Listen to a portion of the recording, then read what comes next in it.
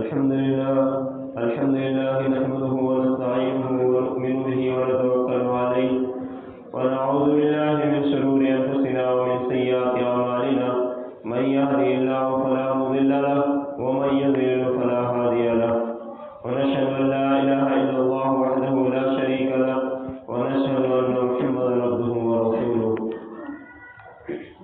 إنما يعبد مساجد الله من آمن بالله واليوم الآخر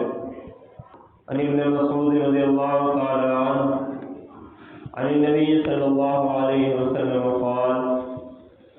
لا تزال قدم ابن آدم يوم القيامة حتى يسأل عن خمس عن عمره فيما أفناه وعن شبابه فيما أبلاه وعن ماله من أين اكتسبه وفيما أنفقه وماذا عمل فيما علم او كما قال علیہ الصلوۃ والسلام۔ عزیزان گرامی، اللہ رب العزت کا بے انتہا احسان اور شکر ہے، اور اس کا احسان ہے کہ اللہ تبارک و تعالی نے ہمیں اپنے دین کے مطابق، اپنی رائے کے مطابق، اپنی پسند کے مطابق دین پر جمنے کی اور اللہ تعالیٰ پر ایمان لانے کی توفیق دی ہے۔ یہ ہمارے لیے بڑی سعادت مندی اور خوش نصیبی کی بات ہے۔ اللہ تبارک و تعالیٰ کا ہمیں اس بات پر جتنا بھی ہم شکر ادا کر سکے وہ کم ہے۔ اللہ تبارک و تعالیٰ نے بندوں کی ہدایت کے لیے، بندوں کی رہنمائی کے لیے، ان کو صحیح راستہ دکھانے کے لیے نبیوں کو بھیجا، اور اسی طرح اولیاء اعظام، ولی اللہ یا دین کو صحیح سمجھنے اور سمجھانے والے لوگوں کو اس دنیا کے اندر وجود رکھا۔ چونکہ اللہ تبارک و تعالیٰ نے قرآن کریم دے دیا اور یہ فرما دیا کہ یہ آخری کتاب ہے، محمد رسول اللہ صلی اللہ علیہ وسلم کو بھیج دیا اور فرما دیا کہ یہ آخری نبی ہے۔ آخری نبی آ گیا، آخری کتاب آ گئی، اور جتنی بھی چیزیں ہیں وہ سب آخری ہے، آخری امت ہے، کوئی نئی امت نہیں ہوگی۔ اور جو احکامات اللہ تعالیٰ کو بھیجنے تھے وہ سب بھیج کے اللہ تعالیٰ نے اعلان فرما دیا کہ میں نے اپنا دین مکمل کر دیا، میں نے اپنا دین مکمل کر دیا، اب اس دین کے اندر کوئی کمی اور زیادتی کی کوئی گنجائش نہیں ہے۔ لیکن آپ لوگ دیکھتے ہوں گے کہ کچھ مسئلے ایسے ہیں کہ جو قرآن میں نہیں ملتے ہیں، جو احادیث میں نہیں ملتے ہیں، لیکن زمانے کے گزرنے کی وجہ سے وہ ہمارے سامنے آتے ہیں۔ تو وہ مسائل قرآن کریم کے اندر بظاہر تو دکھائی نہیں دیتے ہیں، لیکن وہ جیسے کہہ دیتے ہیں کہ ڈائریکٹ تو نہیں ہے لیکن انڈائریکٹ ضرور ہے۔ یعنی اللہ تبارک و تعالیٰ نے قانون دیا ہے اور ایک ضابطہ دے دیا ہے، قاعدہ کلیہ بیان کر دیا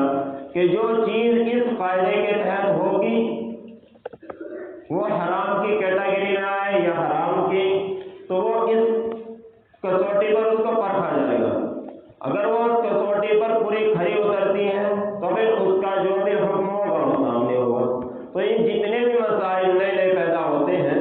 ان کا ذکر قرآن میں وہ انڈائریکٹ ضرور موجود ہے، یا حدیث رسول میں انڈائریکٹ ضرور موجود ہے۔ اسی لیے ہم کہتے ہیں کہ قرآن کریم یا حدیث رسول میں انسانوں کی ہر ضرورت کا علم موجود ہے، انسانوں کے ہر مسئلے کا حل ان دونوں کے اندر موجود ہے۔ اور اللہ تبارک و تعالیٰ نے جو قرآن کریم نازل کیا، رسولوں کو بھیجا یا پہلے انبیاء کرام کو بھیجا، ان کی کتابوں کو اتارا، ان سب کا ایک ہی مقصد تھا کہ انسانوں کو اللہ تبارک و تعالیٰ کے سے جوڑ دیا جائے، انسانوں کو وہ طریقہ بتا دیا جائے جس طریقے سے اللہ اللہ تبارک و تعالیٰ راضی اور خوش ہوتے ہیں۔ اور جب اللہ کے رسول صلی اللہ علیہ وسلم خاتم النبیین آ گئے تو وہ تمام اوصاف قرآن کریم میں، احادیث رسول میں، اور اللہ کے رسول نے اپنی ذات سے کر کے دکھا دیا اور کر کے بتا دیا، اپنی زبان سے، اپنے قول سے، اپنے فعل سے وہ سب کچھ بتا دیا کہ بس یہی تمہارے لیے راہ نجات ہے۔ پھر انسانوں کی طبیعتیں ہیں کہ اللہ کے رسول کا جو زمانہ ہے وہ بڑا خیر کا زمانہ، ان کے بعد کا جو زمانہ وہ بڑا خیر کا زمانہ ہے، ان کے بعد والوں کا زمانہ، یعنی اللہ کے رسول سے جتنا دور ہوتے گئے لوگ تو انسانوں کی طبیعتوں میں سستی، غفلت اور دین سے بے توجہی، دین سے غفلت، یہ چیزیں ان کے اندر آ گئی۔ لیکن آپ دیکھیں کہ اللہ تبارک و تعالیٰ جب کسی چیز کا موسم بناتا ہے تو پھر ہماری جس طرح کھیتیوں کے لیے ایک موسم ہوتا ہے تو فصلیں بہار جب آتی ہیں تو وہاں پر کھیتیاں بڑی لہلہاتی ہیں اور کسان ان کو دیکھ کر بڑا خوش ہوتا ہے۔ تو یہی آپ دیکھیں، یہی مساجدیں ہیں اور یہی دن رات ہیں، لیکن صرف کیا بدلا ہے کہ اللہ تبارک و تعالیٰ نے ایک مہینے کا نام رمضان رکھ دیا اور اس کے اندر ایک فریضہ اور بڑھا دیا، تو اس فریضے کے بڑھانے کی برکت دیکھیں، اس رمضان کے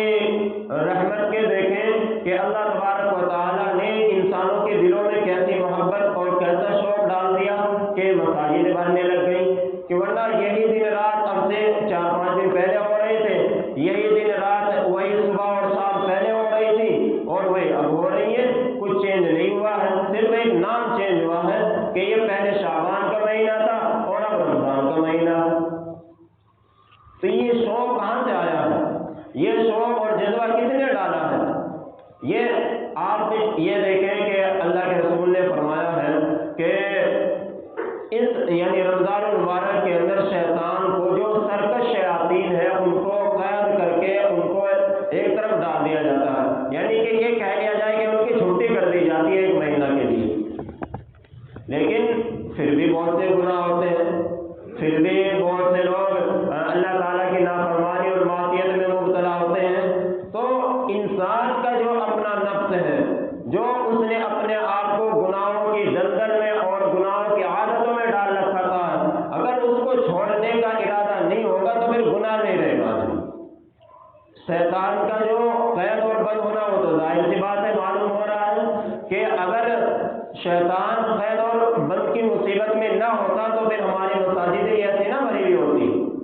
تو اللہ تعالیٰ نے اپنا کام کیا کہ بندوں کو مسجد تک لے آئے۔ اب بندوں کا کام یہ ہے کہ وہ مسجد کے اندر جب آ گئے تو اس کو اپنا صرف ایک مہینہ کے لیے یا 2-4-10 دن کے لیے نہیں، بلکہ اس کو اپنی پوری زندگی پر محیط کریں۔ اس کو اللہ تبارک و تعالیٰ نے یہ ایک موسم دے دیا کہ جس طرح کسان کے لیے موسم ہے تو اسی طرح نیکی والوں کے لیے، یعنی جو اللہ تعالیٰ کو مانتے ہیں ان کے لیے ایک موسم بنایا ہے اللہ تبارک و تعالیٰ نے، اور اس کے اندر رمضان المبارک کی اللہ تبارک و تعالیٰ نے اور اسی طرح اللہ کے رسول نے بڑی فضیلت بیان فرمائی ہے۔ ایک فضیلت یہ ہے کہ اس مہینے کے اندر اللہ تبارک و تعالیٰ نے قرآن کریم کو نازل کیا ہے، اور قرآن کا اور رمضان المبارک کا بڑا گہرا واسطہ ہے۔ اللہ کے رسول کا قرآن کے بارے میں اور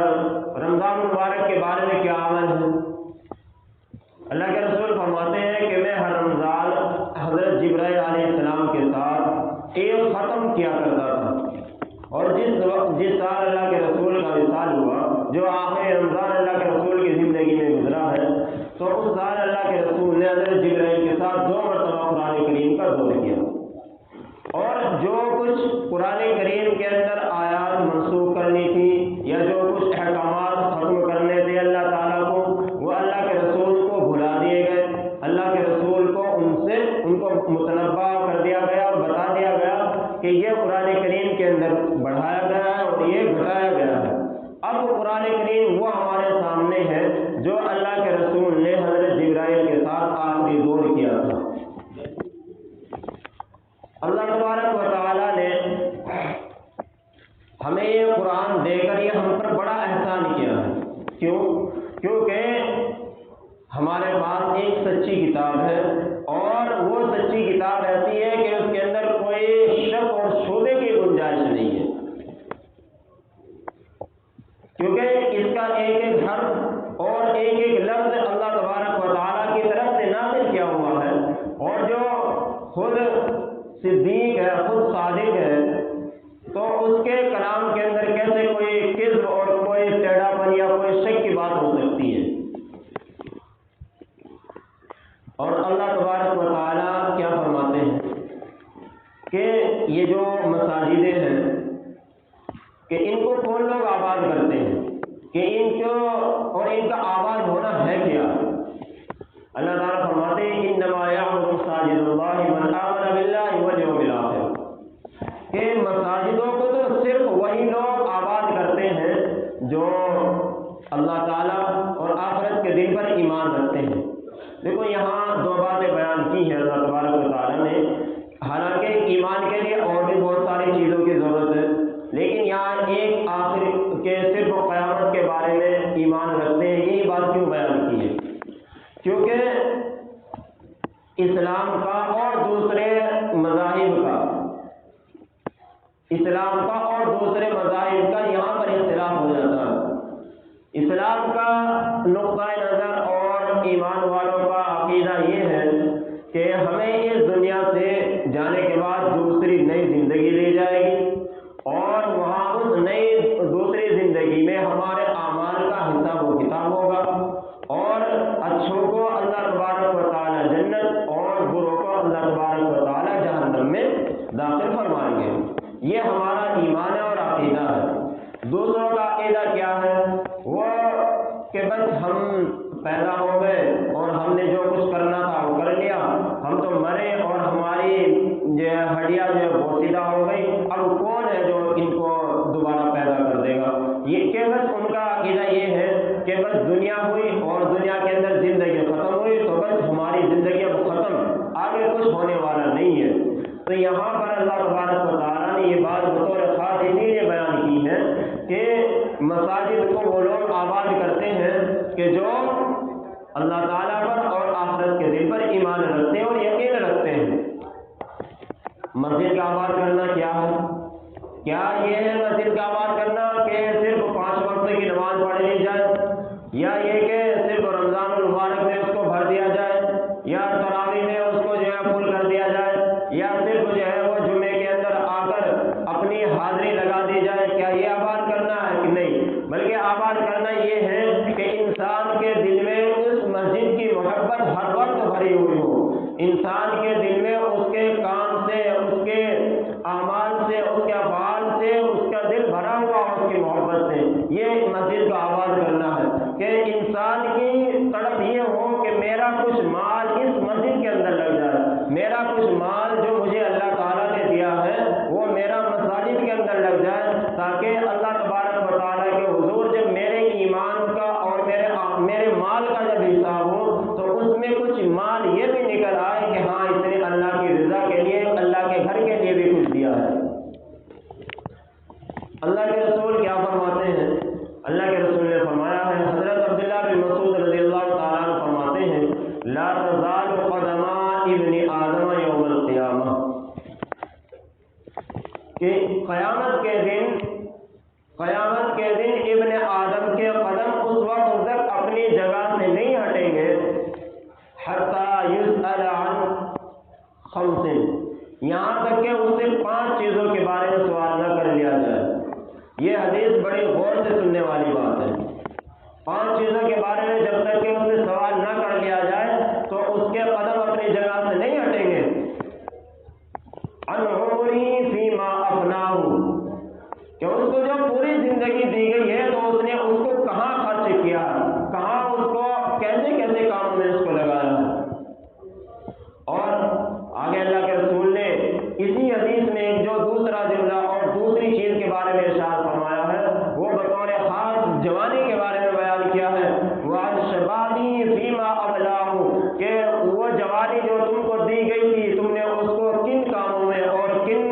کاموں میں اس کا صرف کیا ہے، کن اعمال میں اس کو لگایا ہے تم نے۔ آج ہم دیکھیں ہماری جوانی کس چیز میں گزر رہی ہے۔ ہماری ایک تو یہ ہے کہ پوری زندگی کا حساب ہوگا، پوری زندگی کا سوال ہوگا، لیکن پھر بطور خاص جوانی کے بارے میں پوچھا جائے گا کہ تم کو جو جوانی دی گئی تھی، طاقت دی گئی تھی، تم ایسے تھے کہ اپنے بل بوتے پہ اپنی ہمت کے مطابق کچھ کر سکتے تھے، تو اس وقت تم نے کیا کیا، یہ پوچھا جائے گا، یہ مجھ سے بھی پوچھا جائے گا، اور آپ لوگوں سے جن پر جوانی ہے ان سے بھی پوچھا جائے گا، جن کی جوانیاں گزر گئی ہیں ان سے بھی پوچھا جائے گا، اور جن کو جوانی دی جائے گی ان سے بھی پوچھا جائے گا۔ فیما ابلاؤ، کہ اس کو کہاں گنوایا ہے، کہاں اس کو خرچ کیا ہے۔ وعن ماله من أين اکتسبہ، کہ جو تم نے مال کمایا ہے وہ کہاں سے کمایا ہے، وہ کیسے کمایا ہے۔ وفیما افناہ، اور اس کو کہاں خرچ کیا، وفیما انفقہ، اور اس کو کہاں خرچ کیا۔ دونوں سوال ہوں گے کہ انسان نے مال جو کمایا ہے وہ کس طرح سے کمایا ہے، حرام طریقے سے کمایا ہے یا حلال طریقے سے کمایا ہے، اور شریعت کی حدود میں رہتے ہوئے کمایا ہے یا شریعت کی حدوں سے باہر نکل کے کمایا ہے۔ آج انسان پیسوں کی ترقی میں اتنا گھسا ہوا ہے اور اپنے مال کو اتنا بڑھانے میں لگا ہوا ہے کہ اس کو حرام و حلال کی پرواہ نہیں ہے۔ یہ پوچھا جائے گا کہ وہ کیسے اس نے کمایا ہے، کہ حرام طریقے سے یا حلال طریقے سے، اور پھر آگے یہ بھی پوچھا جائے گا فیما انفقہ، کہ اس کو خرچ کہاں کیا ہے، اچھے کاموں میں کیا ہے یا برے کاموں میں کیا ہے۔ یہ پوچھا جائے گا، یہ مجھ سے بھی پوچھا جائے گا یا آپ سے بھی پوچھا جائے گا۔ امت کے ہر فرد سے یہ سوال ہوگا کہ اس نے جو کمایا وہ کہاں پہ خرچ کیا ہے، اچھے کاموں میں خرچ کیا ہے یا برے کاموں میں کیا ہے۔ تو اسی لیے ہم پر اللہ تعالیٰ نے مال دیا ہے، فراوانی دی ہے، تو اس کو اچھے کاموں میں خرچ کریں۔ جن لوگوں پر زکوٰۃ بنتی ہے وہ اپنے مالوں کی زکوٰۃ ضرور ادا کریں۔ ہم پر ان لوگوں کا بھی حق ہے کہ جن پر ظلم اٹھائے جا رہے ہیں، جو مظلوم ہیں، ہم پر ان کا بھی حق ہے۔ ہمیں اگر کہیں پر کسی مسلمان پر ظلم ہو رہا ہے، ہمیں اس ظلم کی وجہ سے ہمیں تکلیف ہونی چاہیے کہ ہاں وہ ہمارا بھائی ہے، اس کے ساتھ برا ہوا ہے، اور ہماری جس طرح سے بھی ہم اس کی مدد کر سکتے ہیں تو ہمیں کرنی چاہیے۔ آگے فرمایا وفیما عمل فیما علم، کہ جو کچھ تم نے سیکھا ہے اس پر کتنا عمل کیا ہے۔ سیکھنا ہر ایک انسان کی ذمہ داری ہے۔ اللہ کے رسول فرماتے ہیں طلب العلم فریضۃ علی کل مسلم وفی روایت اخری علی کل مسلمہ، کہ علم کا حاصل کرنا وہ ہر ایک مسلمان پر ضروری ہے، مرد ہو یا عورت ہو، دونوں پر علم کا حاصل کرنا وہ ضروری ہے۔ لیکن ساتھ ساتھ یہ بھی بیان کیا کہ جو کچھ سیکھو گے اس پر کتنا عمل کیا ہے یہ بھی ان سے سوال کیا جائے گا۔ یعنی یہ 5 چیزیں ہیں، ان کے بارے میں ہمیں اپنے گریبان میں جھانکنا چاہیے، اپنے دیکھنا چاہیے کہ ہم نے ان چیزوں کا کتنا حق ادا کیا ہے، کہ اپنی عمر کا کتنا حق ادا کیا ہے، اپنی جوانی کا کتنا حق ادا کیا ہے، اپنے مال کو ہم نے کہاں سے کمایا ہے، کس طرح سے کمایا ہے، یہ بھی اپنے آپ کو پرکھیں، اور ہم نے پھر اس کمانے کے بعد اس مال کو کہاں پہ خرچ کیا ہے، اچھی جگہوں میں خرچ کیا ہے یا بری جگہوں میں، اور ہم نے جو کچھ سیکھا ہے، جو کچھ ہمیں اللہ نے علم دیا ہے، ہم نے اس کو کتنا اللہ تعالیٰ کے کام میں لگایا ہے، کتنا ہم نے اس کو اپنے نیکیوں اور اللہ کے رسول کی سنتوں کے مطابق کتنا ہم نے اس پر عمل کیا ہے۔ یہ ہر ایک انسان کی اپنی اپنی ذمہ داری ہے، اور ہمارے لیے بڑی اہمیت کی بات ہے کہ اللہ تبارک و تعالیٰ نے ہمارے لیے یہ چیز رکھی ہے کہ رمضان المبارک میں ہمارے اعمال کا ثواب اللہ تعالیٰ بہت زیادہ بڑھا دیتے ہیں۔ عام طور پر مسلمانوں کے یہاں زکوٰۃ دینے کا جو معمول ہے وہ رمضان میں دیتے ہیں تاکہ ہمیں ثواب زیادہ ملے، بہت اچھی بات ہے، کرنا چاہیے، لیکن ہر ایک انسان جس پر زکوٰۃ بنتی ہے اس کو اپنی زکوٰۃ کا حساب لگا کے شروع رمضان ہی سے نکال دینا چاہیے، تاکہ جو ضرورت مند ہے ان کی ضرورتیں پوری ہو جائیں۔ عین وقت پہ آپ دیں گے اور تو ان کی ضرورت کب تھی اور آپ کب دے رہے ہیں؟ تو اسی لیے اس بات کا، کیونکہ اللہ تعالیٰ جو یہ نعمتیں دیتے ہیں ان کو